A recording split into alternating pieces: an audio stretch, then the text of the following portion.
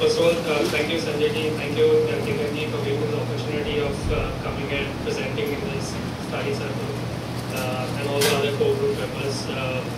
Today's topic is fairly sort of interesting. A lot of interest being shown by a lot of our fellow colleagues in this. We're seeing a lot of traction within our firm also. A lot of people wanting to get into the new field. So this is definitely something which opens up a lot of avenues for we chartered accountants in terms of diversifying our practice from a standard accounting, audit, tax kind of a thing. Before I start, I think it will be a good sense to get in terms of how many people who have actually done a diligence, so that then I can sort of that's a fair number. I think there are. So I think we have a good mix of people who are experienced as well as people sort of who would be probably seeing this for the first time. So it'd be good if people who have also sort of experienced it themselves can share some of their insights and then we go through the next slides. And also, though in the agenda I see a separate slot for Q&A, but obviously I think it'd be good if whilst we are going through the entire presentation, if we can get questions and make the session as interactive as possible. So with that, I think I'll just start off. So the way we are planning is the first session is basically I'll be covering financial due diligence and the overall approach of what a due diligence is, concept of due diligence, how do we approach due diligence, etc. And then we follow that up with the tax diligence, where is more specialized. So the way I have designed today's presentation is to just give a brief overview upfront on the transaction life cycle. So what is a transaction, how a transaction actually materializes, and where do we as chartered accountants or the due diligence fit into it. The second is what the due diligence, the concept of the due diligence. Then we move on to the approach and we dwell into the various aspects of it. Some key things with the due diligence profession should keep in mind, we will cover it. Also a brief sort of differentiation or comparison between audit and due diligence. What is an audit, what is a due diligence, how our mindset or our approach is different when you're doing a due diligence versus when you do an audit.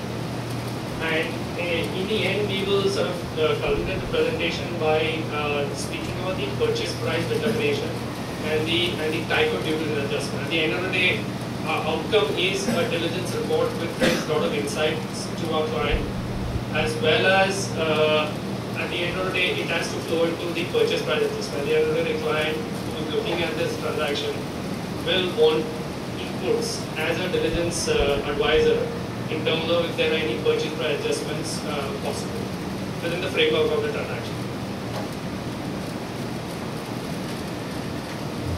So moving on to the transaction life cycle. I'm not sure whether you can see it, but you can see it in a hard copy. So the first bit is the strategic analysis. So strategic analysis is, one is a buyer from buy side. There can be two kinds of buyers. One is a corporate buyer or a strategic buyer as we call it, or a private equity investor. So strategic buyer is a buyer who wants to sort of acquire another company for strategic reasons. So he himself is a company or a corporate who wants to acquire another company for various reasons. So be it geographical presence, be it product, be it growing in size, or various other customer acquisition. It could be various other factors. So the one set of buyers are strategic buyers, and the other set of buyers are private equity funds. I'm sure most of you would have heard about what a private equity is. Do you want to go into it, or do you have any questions? So I'm happy to answer that. But the reason why we differentiate it is that the approach of a private equity house versus a corporate is slightly different. Your mindset has to be slightly different. The way you approach things, the way the buyer will approach things is slightly different because the objectives are very different. A strategic guy, his objective is more. So for a strategic guy, his objective is more.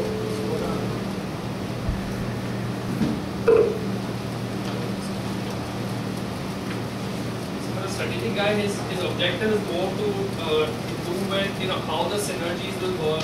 When he acquires, how will be able to leverage on what he wants to actually achieve. So be customer acquisition, be geographical presence, be new equity, etc. While a private equity house is very, very focused. He's an investor. He's coming into the company with the intention of making gains. So he's typically a 4, 5, 7 year kind of a, he has a holding period of a short duration, and he wants to exit at a profit. So he's really bothered about how the company will perform and whether he will really make money out of it making sense. So the first thing is strategic analysis. So basically, why do I want to do a transaction? So identifying the transaction. So once you've already identified the reason why you want to do a transaction, then you go on to the opportunity analysis. Opportunity analysis is where we start scouting the marketplaces for potential targets. And just to sort of elaborate what a target means, in our language, we call the company on which we are doing due diligence as a target entity. So a target entity is the entity on whom we do the due diligence. So opportunity analysis is actually scouting the market, figuring out who the target is. There could be various ways you do it. You appoint investment bankers, etc. That's how you want to work. But that is broadly how you assess the opportunity analysis. Then you go to transaction development. That is actually then stepping into the next phase, which is actually getting into an agreement with or appointing advisors, approaching the target. It is broadly sort of negotiating what you're trying to do, etc. And once you've done that, you go to negotiation, advice, and execution, and finally do the transaction, and then move on to the next phase of transaction. The bullets below are various sort of moves that will come in at each step of the entire transaction life cycle. If you see the bullets, the way they are actually put in, are slightly sort of in between various things, and that's purposely done because all these services does not necessarily come into one this thing. It can be dependent on transaction. So sometimes you do this first or that first, or in between this and this.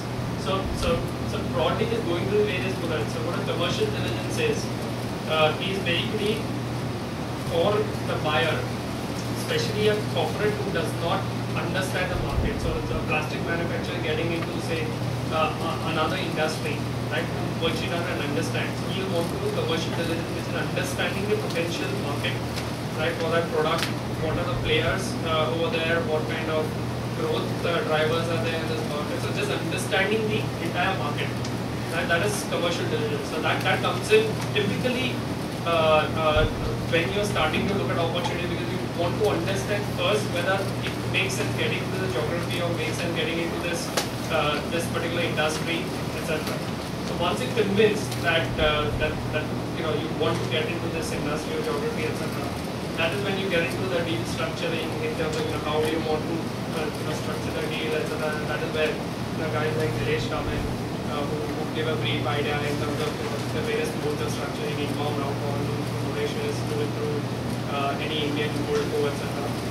In commercial due diligence, you could be only technical guys like Yes. Yes, it could. As a chartered accountant, we may not be competent to do more. Yes, that's a very valid point. Actually, commercial diligence typically is done by MPs. So even in our team, most of the commercial diligence guys would be either MPAs or, as you correctly mentioned, technical guys. So they would be either engineers or coming to the field of technical expertise. So commercial expertise. So typically, you would have the likes of McKinsey, etc., who would be doing all of this. Any other questions so far on this? So once we broadly looked at the What are the responsibilities? So no. The commercial due diligence, suppose if whatever report the government is given, and anyway these are all estimates, projections about the what are the professional liabilities in terms of if it is not going as per the. For the commercial diligence provider, typically no, because they are all. Unless it's again like in our unless it's gross negligence, right? So this is all forward-looking. Market will change. No one can predict what's going to happen. If you can predict that, it will be great. So obviously you need to be somewhere, in the ballpark range. If you go horribly wrong, most of the time it's a big reputation risk. More to say. But if you've been grossly negligent, if you've been asked to do 5 things, you've not done those 5 things, and not done those 5 things correctly, that is what exposes you to this.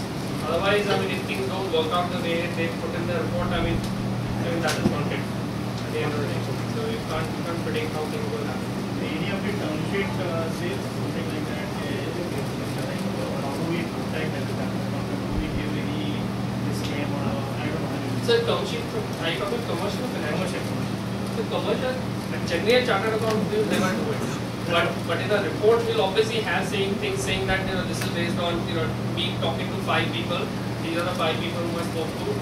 This is the I looked at this survey report. I looked at this industry sort of association. I did a market survey of 10,000 people spread across north, south, east, west, and so on. So this thing, and this is the this is the calculation of whatever I have done.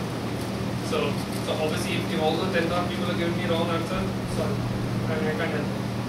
So yeah, I mean, there is little which you can fall back on unless you've been grossly negligent in what you've done.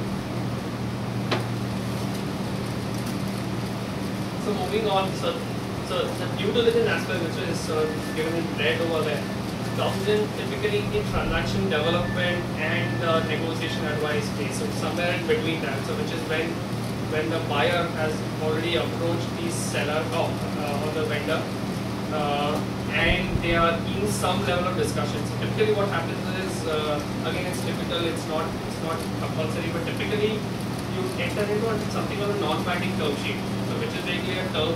It is a document which lays down the broad contours, saying that I am interested in looking at you, right? I want to do this transaction so and so manner, and indicative price could be XYZ. But it's not binding. It's subject to diligence. It's subject to 10 other things. So if I'm not satisfied, I have the right to walk away. But what it does is at least gets the buyer and seller talking. There's a legal document signed, so that the people are slightly sort of more serious about the entire transaction.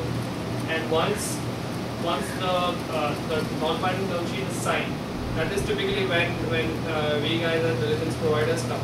So that is when they appoint chartered accounting firms to sort of go and do a diligence.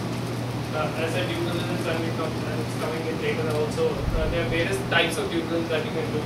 This is market, financial, tax, operational due diligence, technological due diligence, human resource due diligence, real estate, and closing due diligence. So what we're going to cover today is basically financial and tax. And I think I briefly touch base on closing diligence also. So what closing diligence is typically is that once you've done a diligence, you've given your report to the client has factored all of that in, enter into sort of a document generally called as a share purchase agreement, an SPA. So once you enter into that SPA, the SPA lays down certain criteria, or either called condition precedents or certain valuation adjustments, right? Based on say movement, working capital, and current assets. Typically, what happens is when you do a diligence, for example, right now if I'm doing diligence, my cutoff will be December 31st. But typically, your accounts will be available only until December 31st. So I would look at the number at December 31st. Sort of it will take me maybe a month to do a diligence.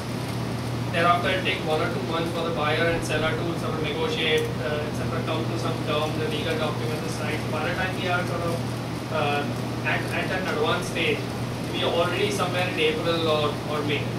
So obviously, the December numbers are too outdated. So typically, what clients do, and it's not again compulsory in all transactions, is something like closing diligence, which is very limited procedures for the changes which have happened from December to the closing date as called in the SPA. So closing date is the date when actually the effective change of ownership happens, or effective stake, or stake of, I mean, if you're acquiring a part stake, then that is when you acquire a part stake.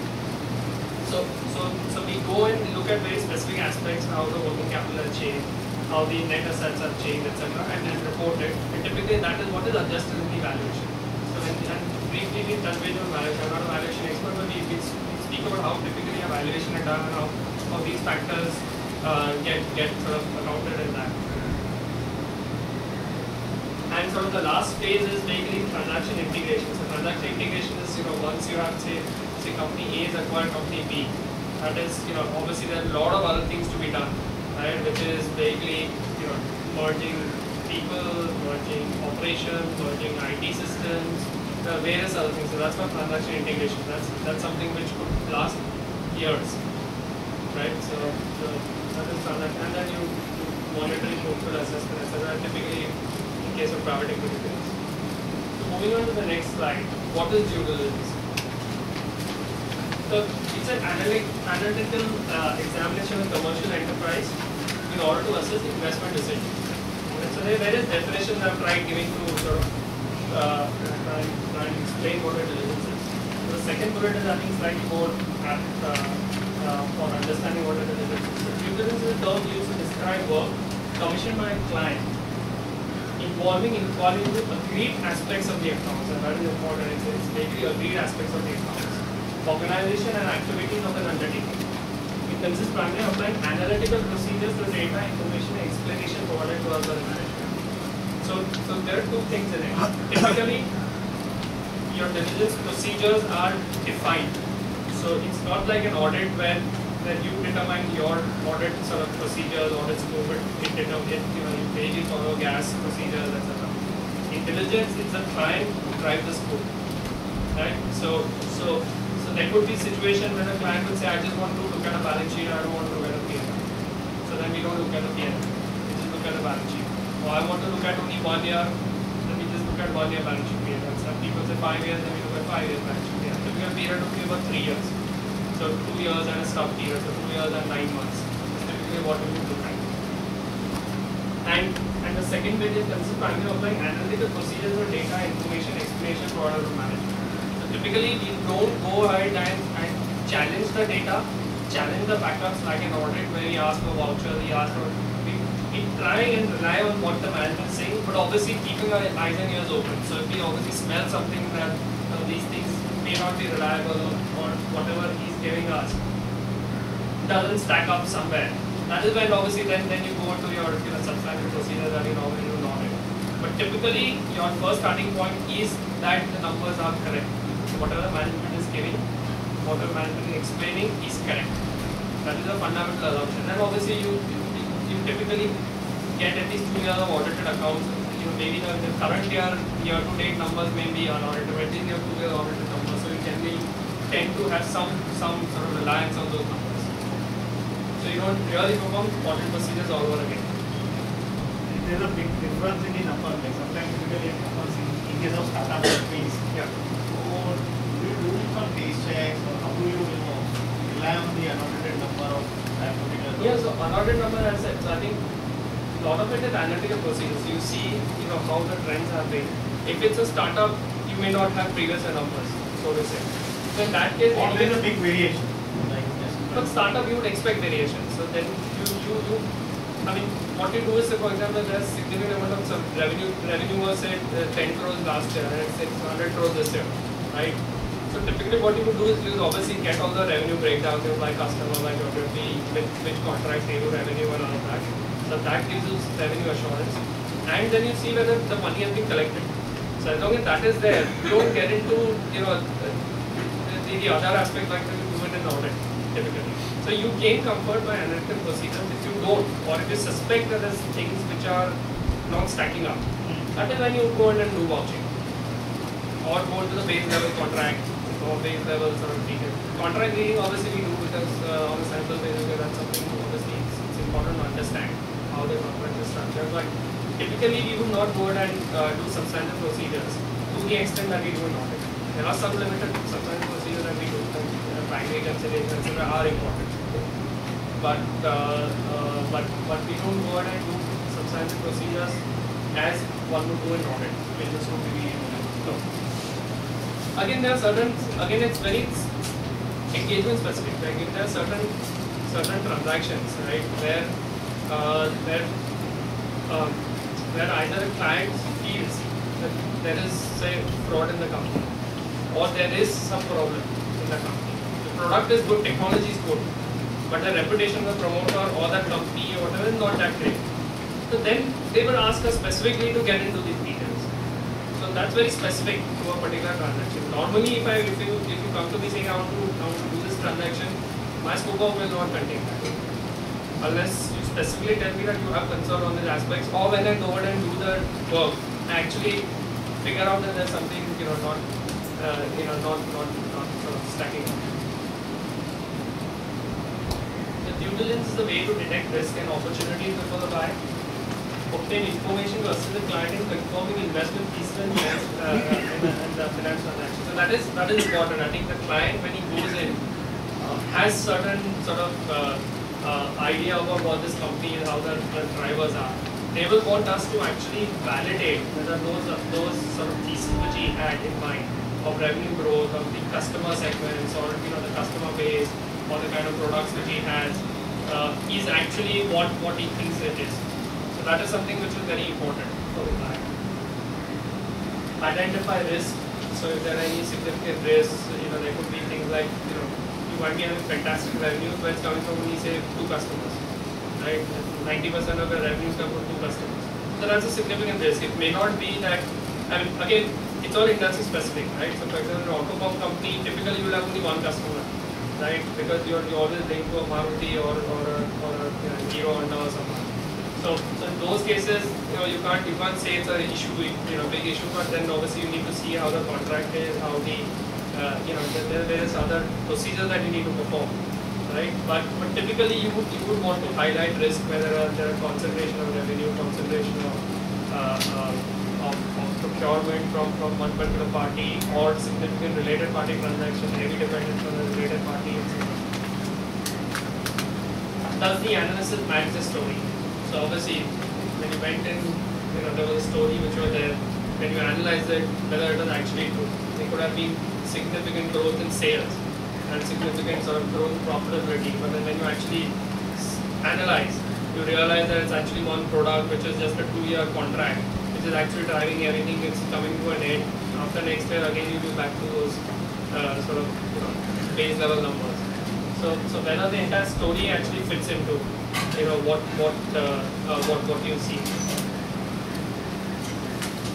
And conduct a due diligence investigation so that you know more about the business than the current owners. So it's more to say that you actually understand the entire and there's more to do with an acquisition or an acquisition, that you know exactly what is there in the company, so that you relate back to your client, saying this is what is there, and this is what you need to do to run the company, these are the various challenges in the company, and because typically the owner will not continue, so the client will have to run the business going ahead. So you need to make sure that you know, step in the shoes of the owner, you know what the company is, what our products are, what are the product margins, where he's getting his raw material from, etc.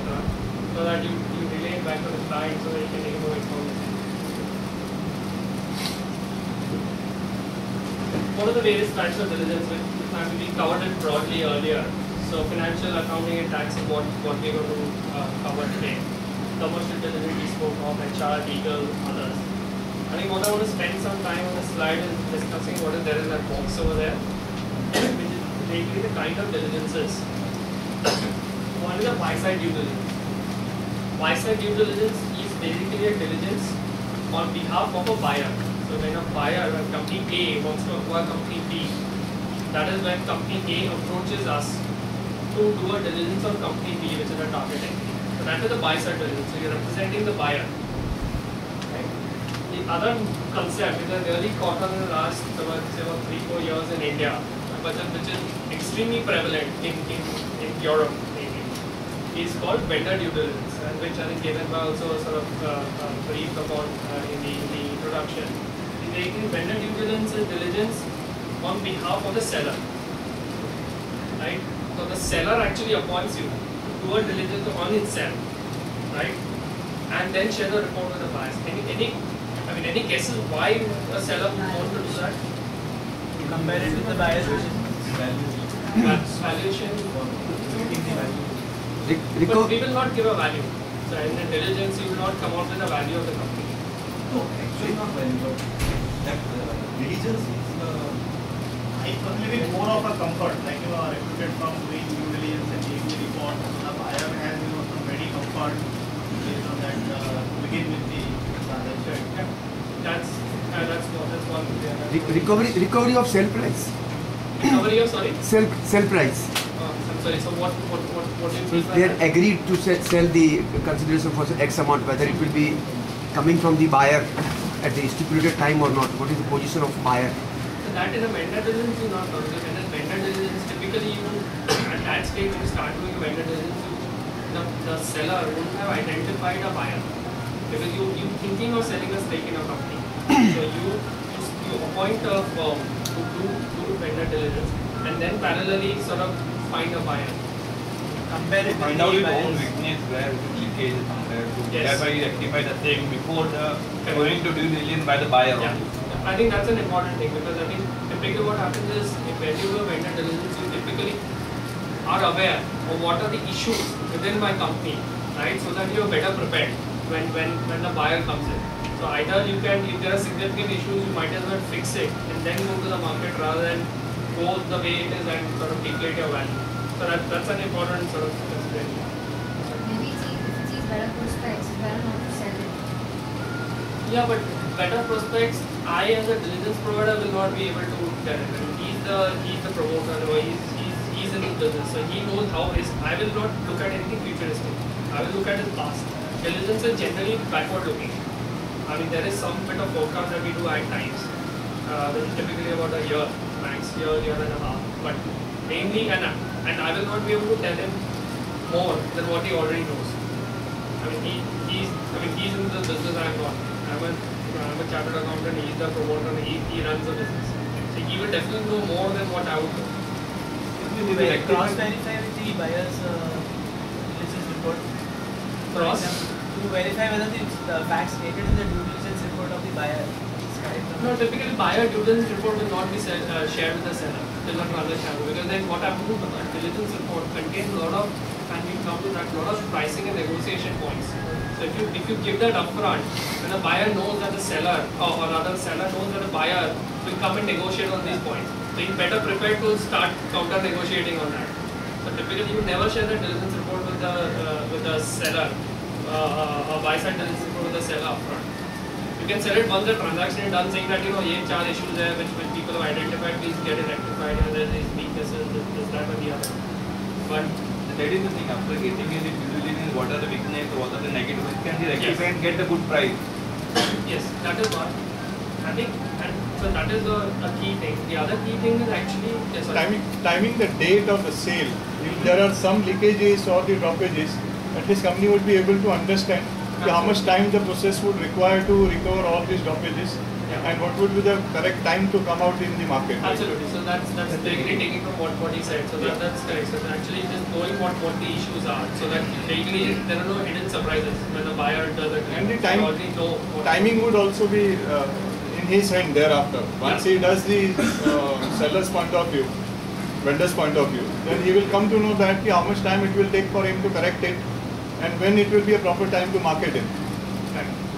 Yeah, so that is one. On the timing bit, I think what is important or where vendor diligence is really useful is basically typically what happens is if you don't do vendor diligence, how the process will work is you say I want to sell the company, you'll appoint an investment banker, he will go and find buyers, there will be 3 buyers who will say okay I'm ready, and all those 3 guys will appoint different accounting firms, they come to my office, do a diligence on me, come with a report, they all will take 1 month each to do a report, diligence report, there will be negotiations happening, so it will stretch over a period of 4, 5, 6 months.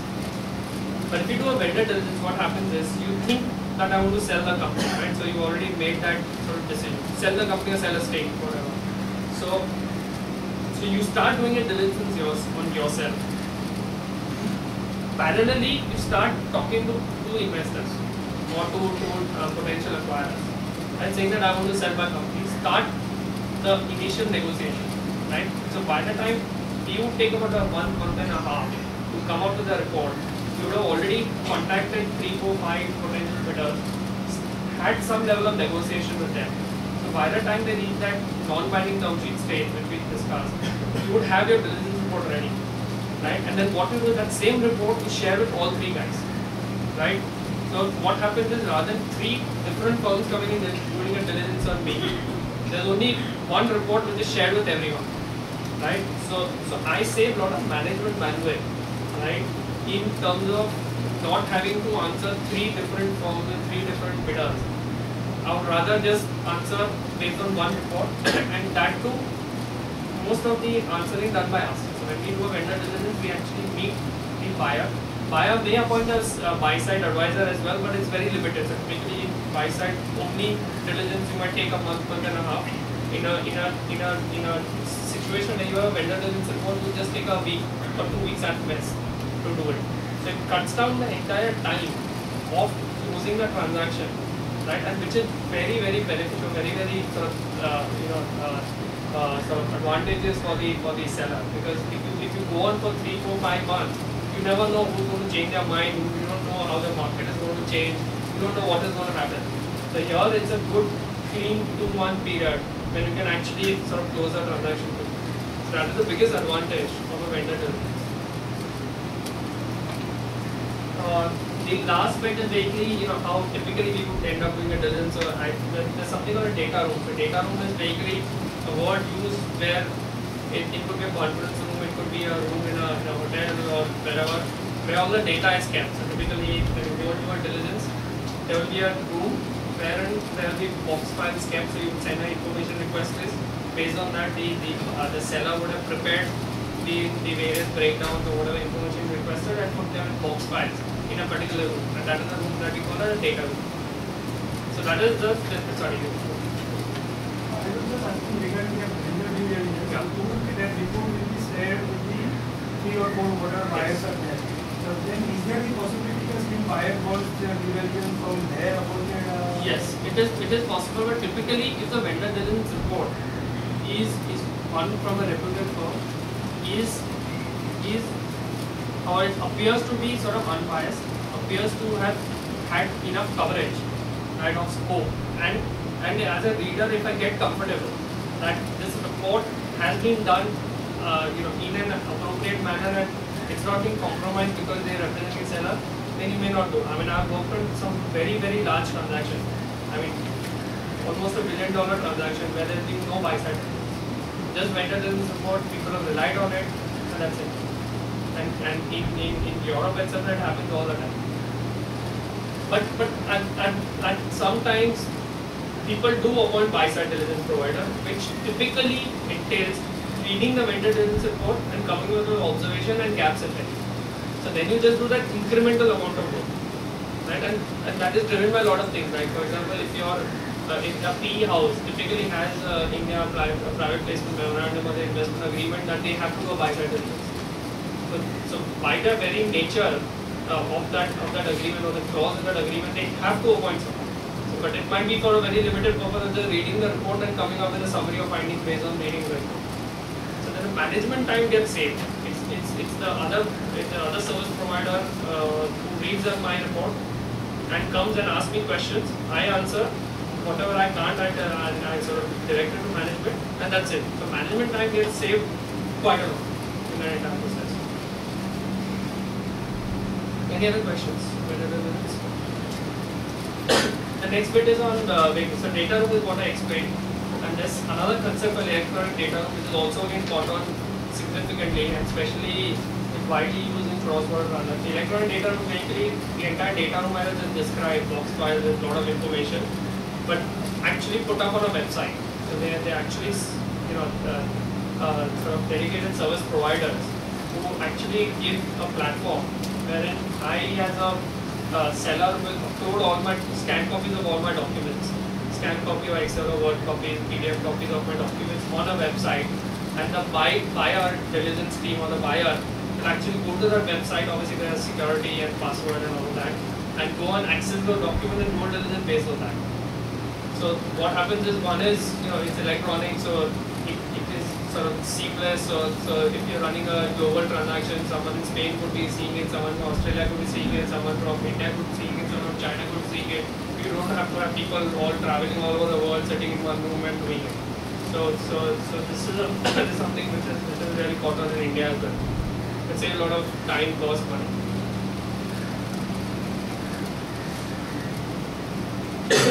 Moving on to the next slide, let's just take a DD approach.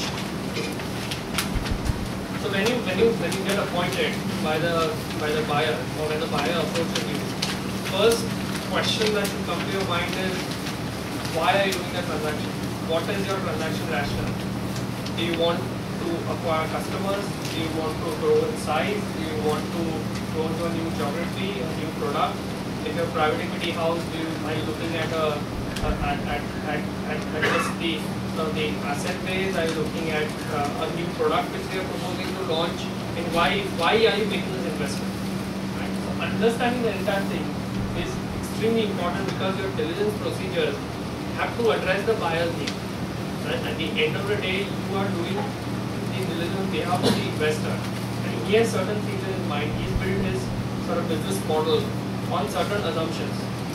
He will want you to come back and provide him enough details that he can be comfortable that the assumption he used is reasonable based on whatever you see, reasonable or unreasonable, whichever way. But give him comfort that this is actually what it is. So if you do your diligence procedures, right, which are not relevant, you might have done this fantastic work, but if you've not done some particular analysis on an aspect which is significant to the buyer, your diligence report is of no use to it. Right? So it's extremely important to understand what is the buyer's mindset, why he's doing the transaction, and focus your efforts on what he wants.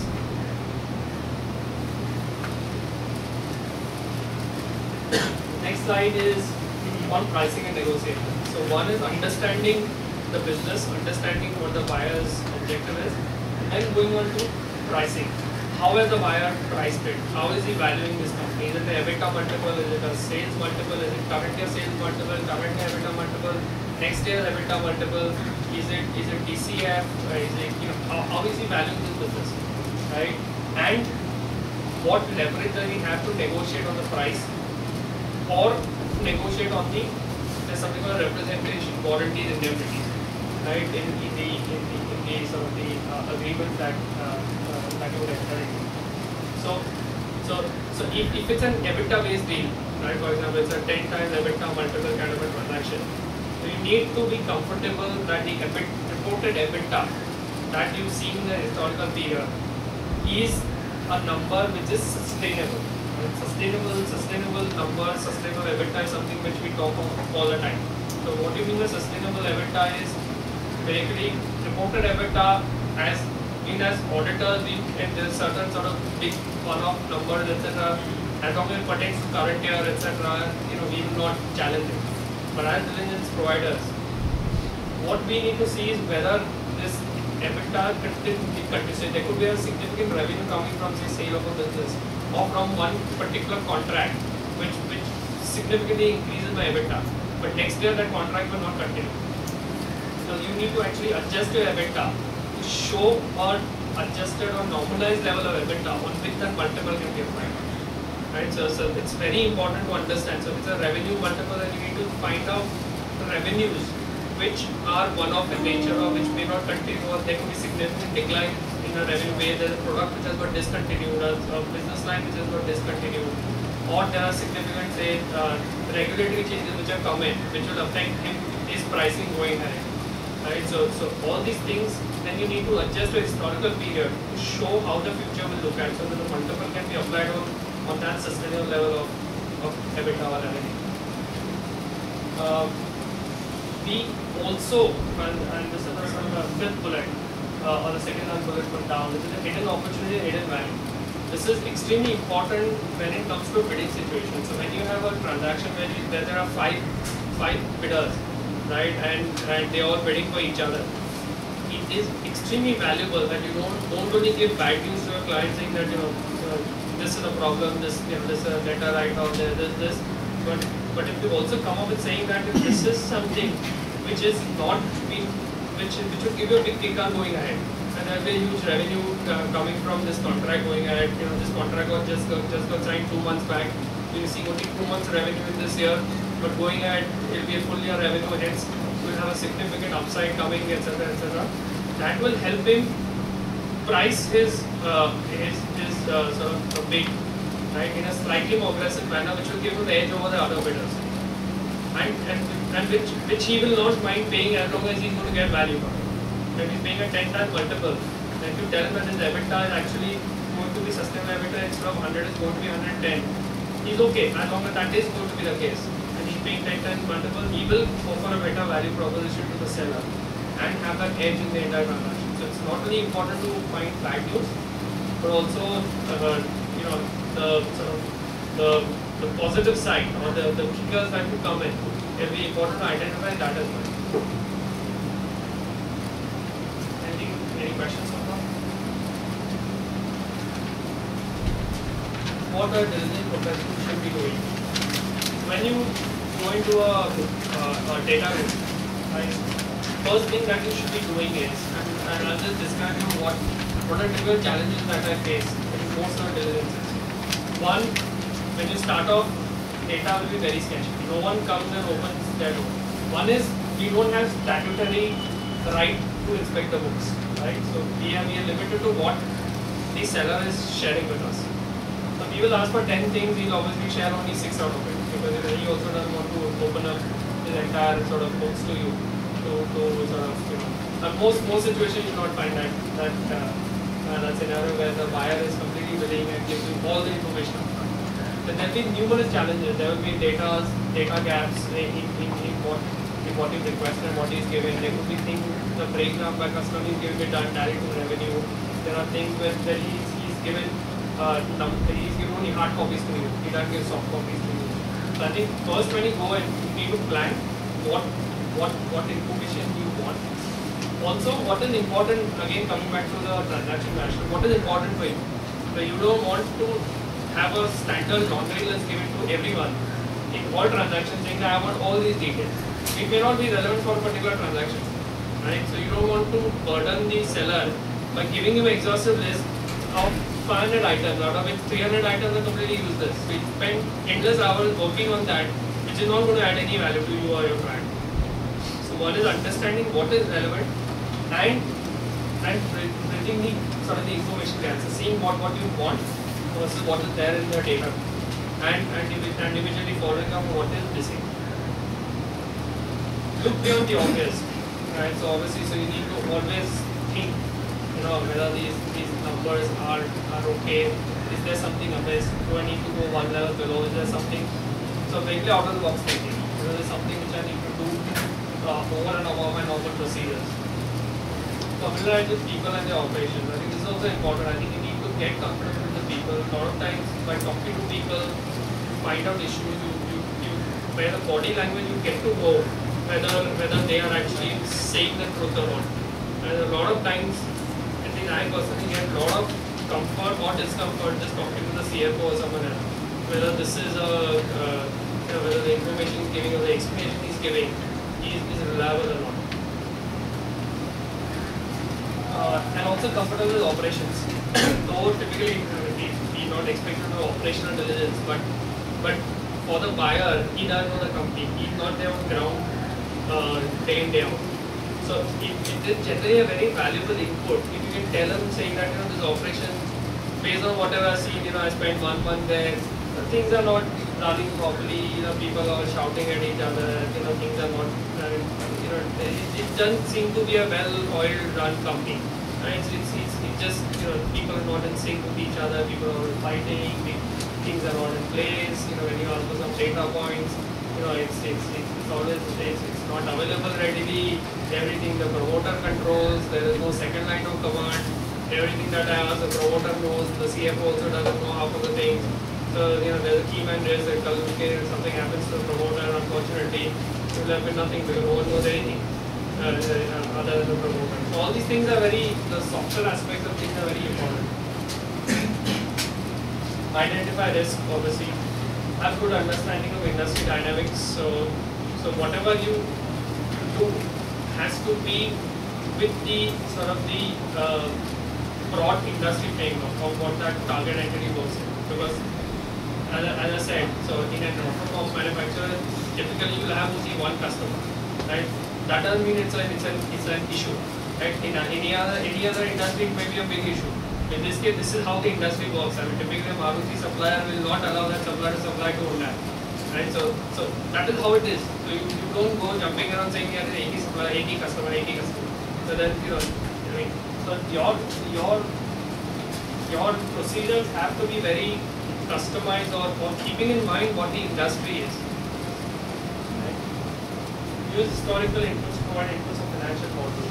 This is typically how our valuation works, how our investor look at it. You make a financial model. A financial model basically we prepared in Excel, which gives all the breakdown and the future sort of assumptions or future growth numbers in terms of how we expect the business to grow.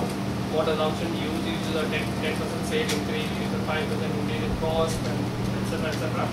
And yes, sorry. As far as operations are concerned, do you test the controls and operations? Typically no, but again as I said, it's your if your client insists on doing that, we do it. So typically we will not test it. But if it's required to be done, if the client says that he wants to be done, then we do it. But broad level you will see whether I mean if all decisions are taken to the promoter, all that only the promoter signs the checks. I'm seeing from the macro level, but at the operation level, the micro level. You just, that's what I said, I think you need to familiarize the people in operation that was said. So when you're actually doing your work, mainly analytical, but you always ask questions, not do a formal walk through and test of controls and all of that. Typically you would not do. But again, as I said, if the buyer wants to do, you do. I have done it in some transactions. The buyer wanted specifically for us to short run. But typically I will not do it. So yeah, so what are the financial models? Financial model gives certain futuristic assumptions. So buyer will want us to validate those assumptions based on historical trends, because your future has to be in sync with your history, right?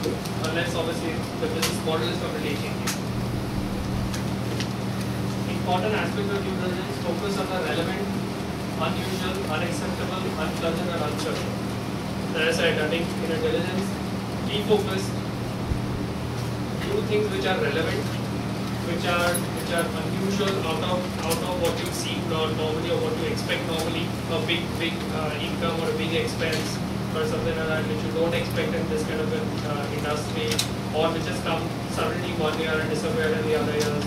So those always keep your eyes and ears open for these kind of trends. Benchmark in the industry and peer, as we discussed.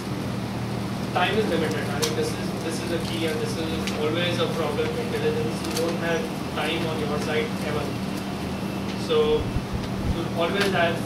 I mean, I've done diligence in one day. I've done diligence in 4 days. I've done diligences in 3 months.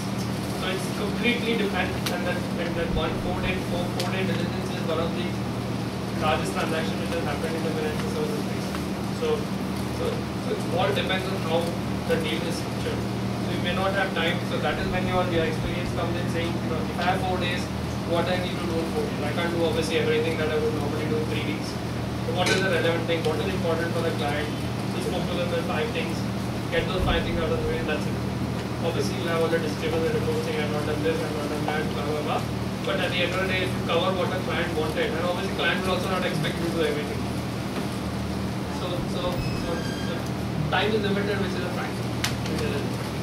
Touch and feel is important. So obviously, you need to sort of get your hands dirty, so to say, go to the field, actually see the documents, see some contracts. Just analytical will not help, but to some extent, but not what you typically do in audit. But at least you need to touch and feel with the sort of the numbers behind the financial statement. And the right mindset. So you need to be focused. You need to know what you need to achieve, and go with the right mindset, which is in sync with your client. Due diligence versus an audit. So I think I've sort of covered most of it. I think the biggest sort of difference point is basically scope procedures agree with the client versus audit. You have your standard procedures that you perform. Can cover future period forecast. Audit typically you not do. In diligence if required we do comment on future, but future is typically limited to a year and a half at best. So that is comment. We comment on it based on what we see in the historical period. So we don't consider market forces.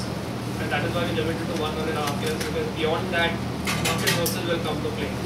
So 1 year period is typically within the control of the company. Beyond 1 year, you don't know how the interest rate scenario will go, you don't know how the market will change, how global scenario will change. So typically you don't comment beyond a year and a half. That's not the underlying accuracy of information. I said typically we would want to rely, and one is because we have limited sort of time on our side. So typically you want to rely on the information provided or manager unless you suspect that the explanation or the data is not reliable. So, no defined form of delivery. So typically you will have a standard report, but some clients will just ask for a high-level red flag report. Some clients will just ask for a presentation. So unlike an audit where you have to give your standard audit report, standard reporting,